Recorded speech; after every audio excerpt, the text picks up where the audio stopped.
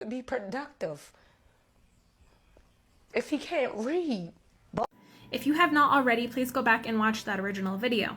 There's a lot to it than everyone is stitching. And all I heard was a mom asking for help. My son can't read. He's in 4th grade. What can I do? I felt like the school didn't help me. I don't have money to pay for a tutor. That's how she feels. Like, that's how the mom feels. I don't know the teacher's point of view. I don't know the school's point of view. I know from personal experience, I can post a 1-minute video and I will have maybe 50 people making up these wild stories in their head based on a 1-minute video of nothing that was actually said.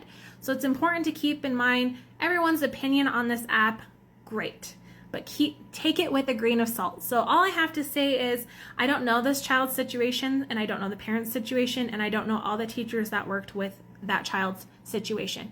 All I have is my own personal experience. So before the pandemic, I taught 5th grade. I had a student one year who was a 1st grade reading and math level. Mom signed the student out of IEP services at the beginning of the year. That's a whole other story. So I was working with the student as much as I could. I told her, you and I are buddies. We're going to be working together as much as we can. Now, luckily that year, I had a really great class as far as behavior and levels. I had a few students who were below level on reading and math, but I only had one small group. The year before, I had 2 small math groups. So I had extra time to spend with the student. I still had to make sure, though, I was working with my other students who were lower level and my other students who had IEPs. So if I had a different class, let's say I had 30 students and I had 5 IEPs and I had 10 students who are below level, it would be really hard to spend that much specialized time with that student. However, by the middle of the year, that student had grown a whole grade level, but it took a lot of work and she was still a 2nd grade level. By the time we spent all our time reading, I bought her personalized books on Amazon. Our school was a 5th and 6th grade school. The lowest reading level of book we had was 3rd grade. So I bought her books from Amazon so she could read them.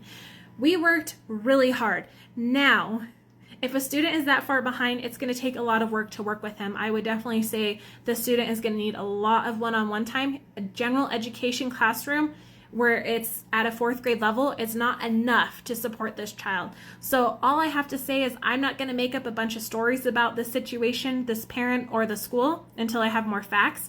And at the end of the day, how can we focus on supporting this child now? Regardless of whose fault it is, how can we support the child now? That's my only question.